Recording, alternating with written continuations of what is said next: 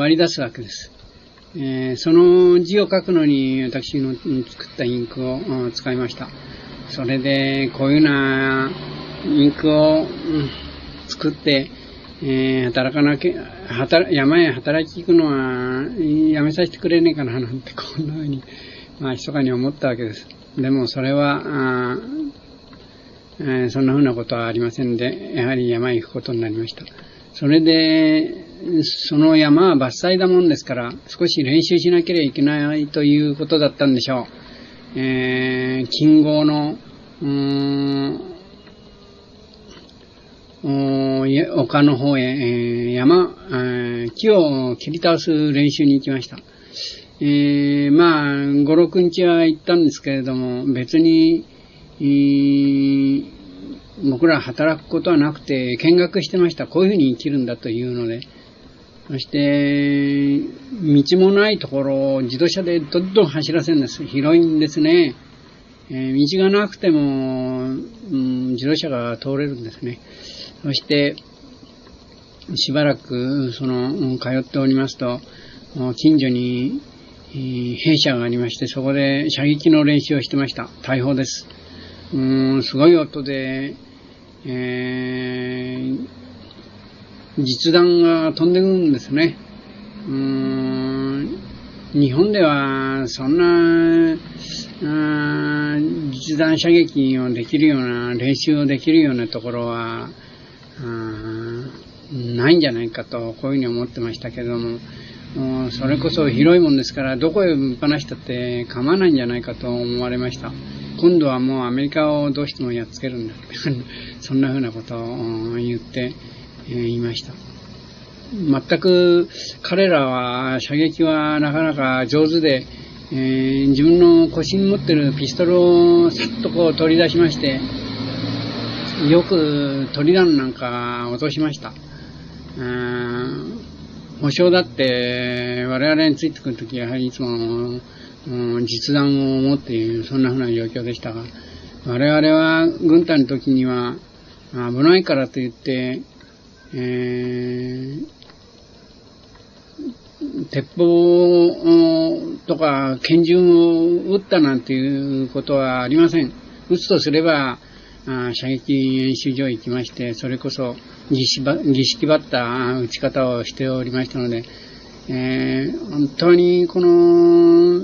実戦の役には立たないんだなってこんな風に我々でさえ歯がゆく思って、やっぱりソ連のやり方は戦争をこうやるようにできてるんですね。日本人はとても戦争のできる人種じゃないとこういうふうに思いました。例えば昔あれでしょう、武士と武士で知り合った中でこう切り合いをやったんでしょうね。隣の藩が親戚の藩だったりして、そうするとやはり人情があって、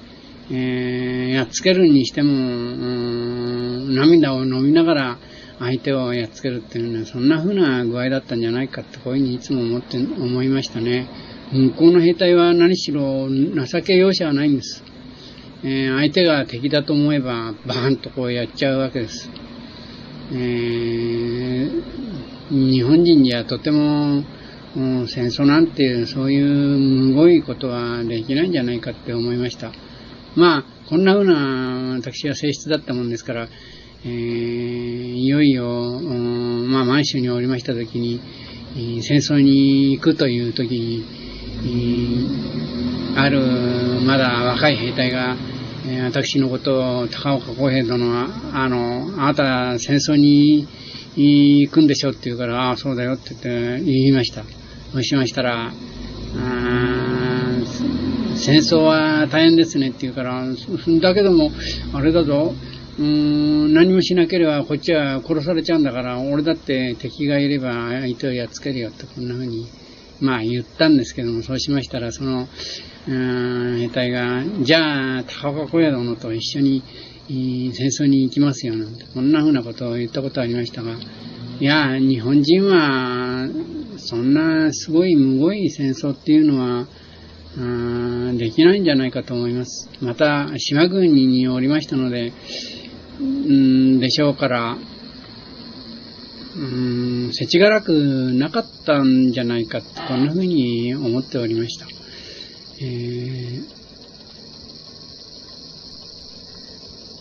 そして、彼らの、その野蛮さというのは、むき出しですよ。そして、前にも言いましたけども、おにぎり持って背負って、そして戦争に行くなんて言うんでしょう。我々は、そんな実利的なことを歌でも何でも言わなかったんじゃないかと、そんなふうに思いました。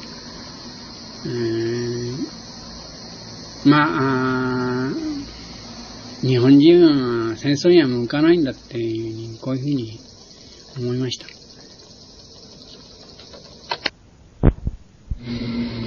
さて、その5、6日の演習の時に、帰り際にシベリア松の下にニラのようなものが、細いニラなんですね。それが生えてましたんで、それを丁寧に取りまして、その上の方の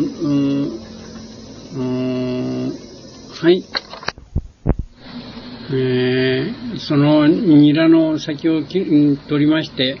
根は見なかったんですけれども、持ってきまして、きれいに洗って、そして塩もみにして、食べました。とても美味しかったです。そういうことをやって僕に教えてくれた人がいたわけです。それを持ってきて、その教えてくれた友達と2人で、食べました。ちょっとニラの匂いがして美味しかったです。あれはなんていうのかな。今から考えてみますと、姫ニラとでも言うんでしょうか。それが、美味しく食べられました。また、ある時、山に、その伐採の場所に行きましたら、その前の現代の人がおりまして、その人が、木の根をしゃぶってみたら、草の根をこうしゃぶってみたら甘かったって言うんです。で、俺は飴食べたくてしょうがないって言うんですよ。だからそれじゃあ一度それで飴作ってみようじゃないかって、こういうふうに僕は話しまして、もやしも我々には支給されたことがあったもんですから、そのもやしと、それからたくさん根を取って、そしてそれで煮てみたらってこう言ったんです、飯盒で。で、それは本当か嘘かよくわかりませんけれども、夢だったのかもわかりませんが、その人が、いい飴ができたと、こういうふうに言ってました。僕は教えただけで、その根をちょっとこう取って、白い根です。ずっと地下茎で走ってるんですけども、それを取りまして噛んだことを覚えております。甘どころっていうのかな、そんなふうに思いました。それからその山へ着いた時に女の子がいまして、子供可愛かったもんですからよく、遊ぼうとしたんですけども、なかなか日本兵は嫌いだって言うんですね。なんて言って、どうしてなんて言うと、そうすると日本兵はプープーってこうおならすると言うんですね。だから嫌いだってこう言いました。いや我々はそんなつもりなかったんですけど、食べ物の悪いせいでしょう。苦笑してしまったもんです。山へ行きますと1000人みたいな兵隊もいましたよ。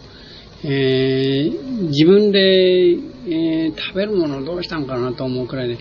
リスを飼ってたんです。そのリスを呼びますと、その兵隊の後ちょんちょんちょんちょんとこうついてくるんですね。どこで取ったのか教えてくれませんでした。どこで取ったのって聞いても、全く滑稽な格好して、ぴょんとこう、尻尾を立てましてね、ちょこんちょこんちょこんってついていくんですね。そんな風な兵隊もいました。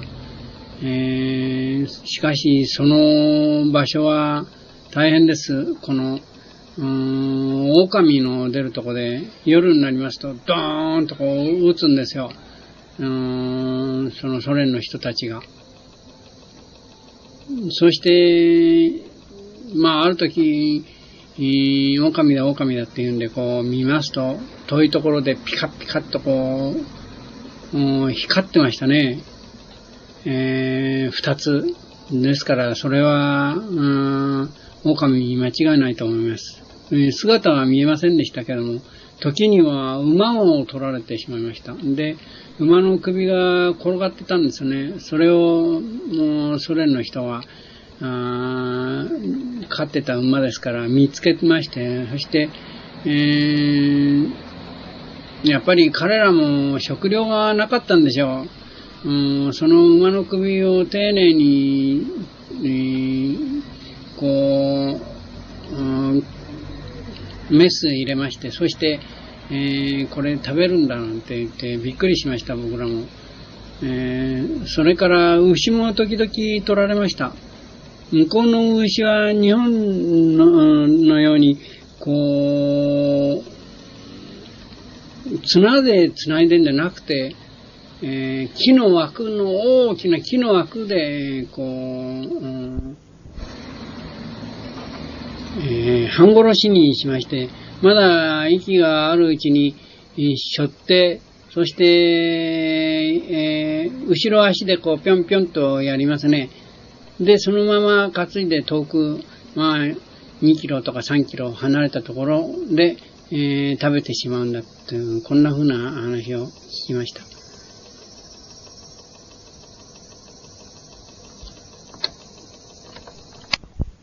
我々が峠を越えて、伐採に行きますと、その途中で、梅のような、梅鉢の模様ですね。そんな風な模様の足跡が大きな、まるでこれは大きな、犬よりずっと大きいなっていうふうに感じられるような、そういう足跡がいくつかついていました。これは、狼に違いないと、こんな風に我々は思いました。その山には夏の間おりましたのに、たった1回だけ風呂へ入りました。我々だけでなくて、そこに住んでる人たちは、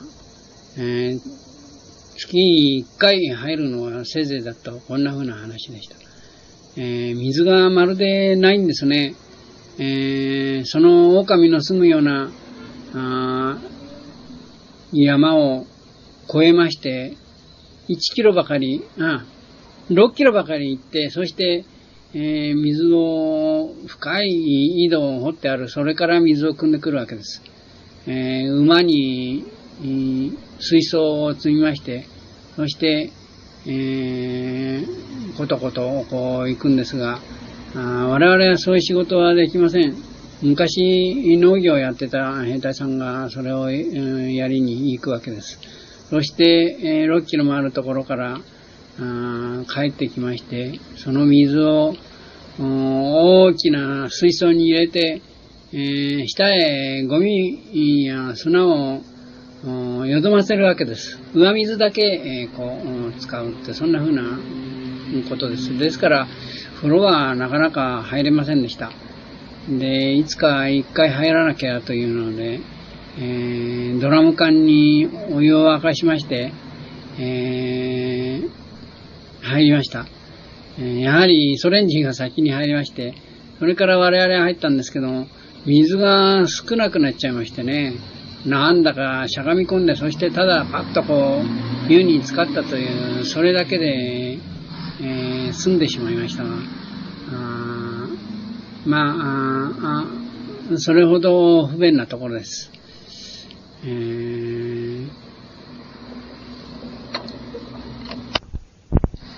そしていよいよ秋にと言いますか、8月の半ば頃でしたから、もう寒くなりますと、滝が山の何しろの中ですし、必要でした。これで、ゴンゴンゴンゴン、火を焚きました。そして不審判だったんですが、いい気になって寒いもんですから、私は、薪をそのペンチカへ、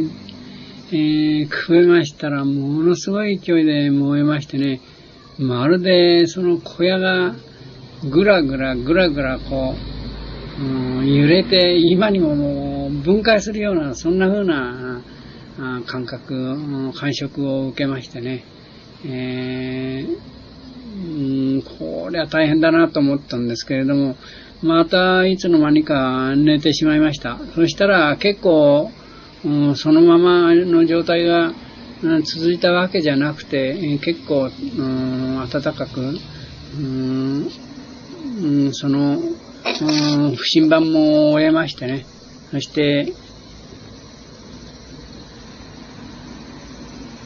次にもう交代することになりました。それで、そこでお風呂1回入りましたけれども、1回だけ、また、髭を剃ったり、頭を買ってもらったりしました。ですから、髭はもう、一月に1回では生えてしまいます。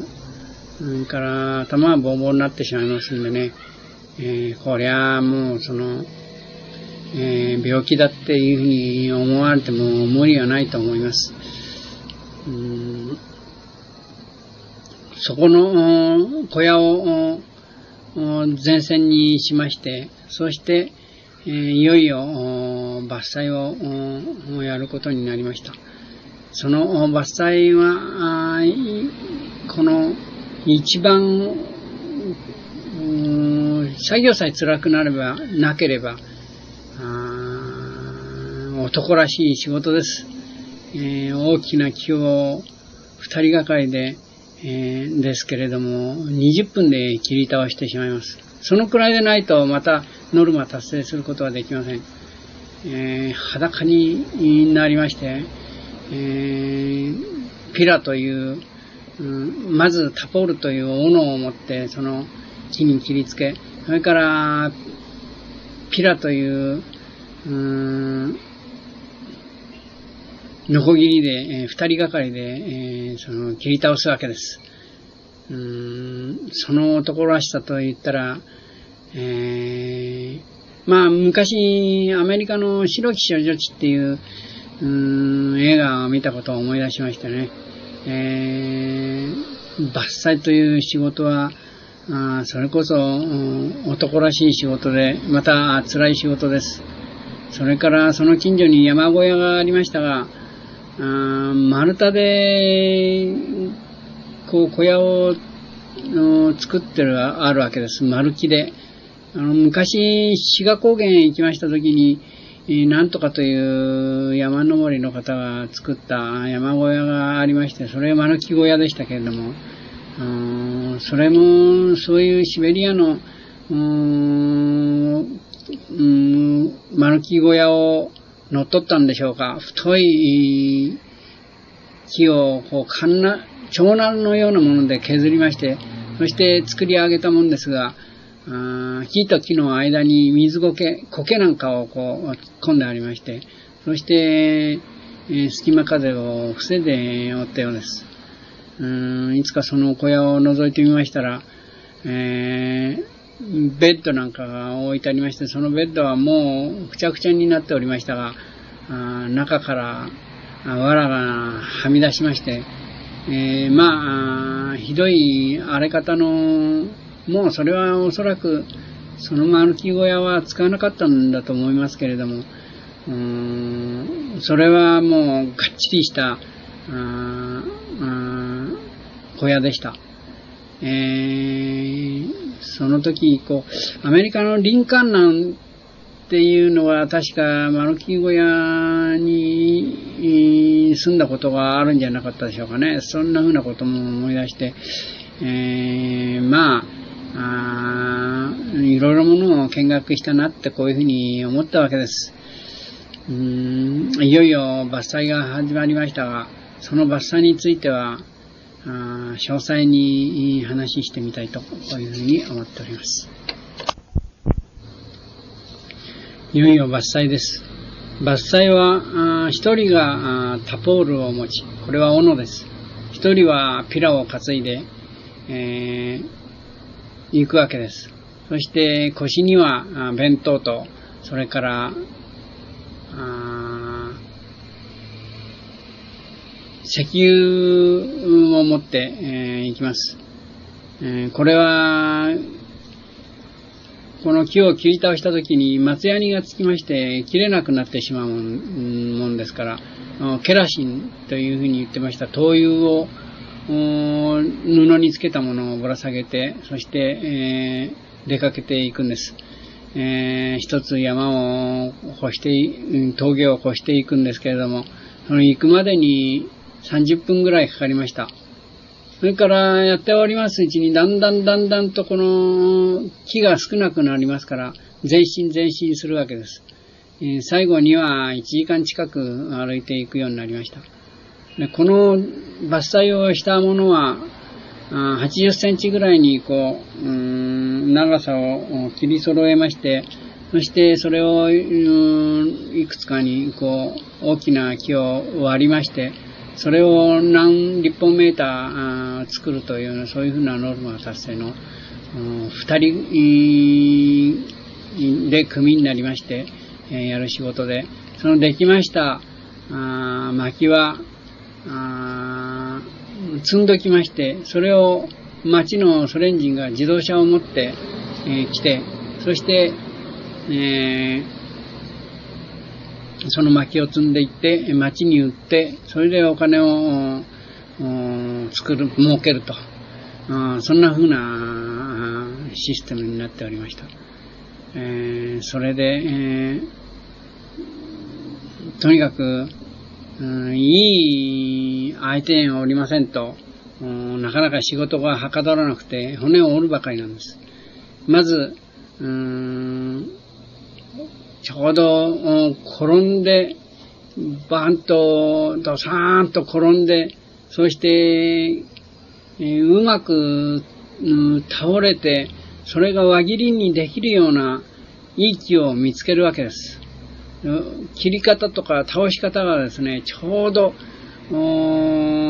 倒れて、もうその処理しやすいようにします。それから枝はあまりあると、その枝がドサンと土に突き刺さるようになりまして、なかなかこのタポールで斧で切りましても輪切りにしにくくなります。それで良さそうな木を見つけて、それからなりたけ傾斜を利用してから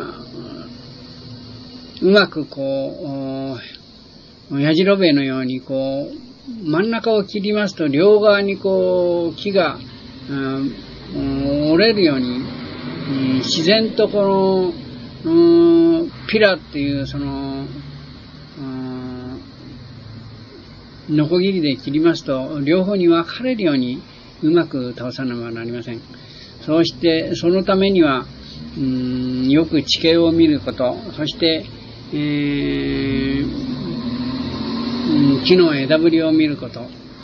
そんな風にしてやります。で、少し技術が上手になりますと、大体自分の思う通りのところへ倒せるようになります。それはまず倒す方向に、タポールで必死になってこの傷をつけます。そしてまず10センチくらい木の根元から上を一度3分の1くらいですか、切っときまして、それにノコギリを入れます。それから、そうして置いといて、今度は、その反対側からまた、ノコギリを入れるわけです。そうしますと、入れる場合にまた10センチぐらい上を切るわけです。そうしますと段差ができますので、メリメリっとちょうどいい頃になりますとメリメリっと言いまして、そして、ダシャーンとすごい勢いで倒れるわけです。で、倒れたものを今度は、タポールで倒れた木の根株の皮をきれいに切り払います。そうしませんと虫がつくんだそうです。なぜこういうことをやるのかって言って私ソ連人に聞きましたら、手をもさもさ動かしまして、虫がいるからその虫がつかないようにするんだと、こんな風な話でした。そうして、それを今度は80センチなら80センチの長さに輪切りにし、それから出来上がったものを今度はタポールで割りまして、一定の大きさの、ほぼ一定の大きさの薪を作り、その薪を作り終わりましたら、それをきれいに測れる、計測できるように積み重ねるわけです。そして、木の幹が長い時はいいんですけど、木の幹が短いと急いでその枝を打ち払うわけです。ですから余分なことをやらなくちゃならないので、木を見たり、それから倒れる方向を見たりして、なかなかちょうどいい木というのは見つからないんですね。それからあまり仲間のすぐそばにいますと、仲間の上に、倒れたりしますので大変です。その位置、段取り、今の切り方、そんな風なのを見つけて、そして一日それを切り倒して、それからあるノルマ達成のものをやりまして、そして、帰ってくるわけです。まあそれまでには相当疲れてしまいますが、また男らしいところもありまして、歌でも歌いながら調子のいい時には元気よくやります。昼は飯を食いながらちょっと休むことができます。まあ時には倒したら休んだり、薪を作ったら休むというふうにするんですけれども、前にもお話ししたように、いつかナチャニクが来まして、我々の積んでる様子を見て、まあ大体上手に積まなければ損しちゃいますから、上手に積むわけです。穴だらけにしてですね。そうしますと、いつかナチャニクが来て、犬が出入りするなんて、こんな風に悪口を僕に言いましてんで、笑ってしまいましたけれども、そのナチャニクはいつも酒を飲んで、酒臭かったんですね。あんたいいね、酒飲んでなんてこういうふうに言いますと、いつか私に酒をくれました。犬があちこち出入りするとこういうふうに言った時でした。一杯飲まないかっていうんで、でも捕虜は飲むわけにいかないからって言って断りましたけれども、いつも真っ赤な顔をして鼻が高くて、そうして目が大きい細い監督でした。そういうことを毎日繰り返したわけです。そしてほぼ一定の薪ができますと、いつの間にかソ連人が車で運転してきまして、その薪を町に持っていくようになりました。中には運転する人は女の人が来まして、そして女の運転手が来まして、大胆にも我々の休んでる前で、昼寝なんかを取ったりして、そして、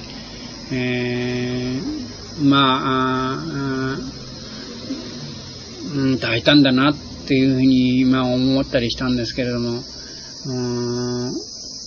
また、キキキキなんて言って鳴いてですね、小さな真っ黒い鳥が大きなカラスを追いかける情景が何回も見ました。日本人はあんななんだなってこういうふうには言いましたけれども、その小さなハヤブサだろうと思うんですが、鷹のようなやつだろうと思うんです。かっこのいいやつが、キーキー言いながら、カラスを追いかけていくんですね。そんな情景を何回も見ました。そんな風なところでしたが、そこで、歌を歌いながらでも、なんとか過ごしたんですけれども、矢部という兵長がそこで僕に童謡を歌ってくれと、こう言って僕が歌ったという、そんな話前にいたしました。そんな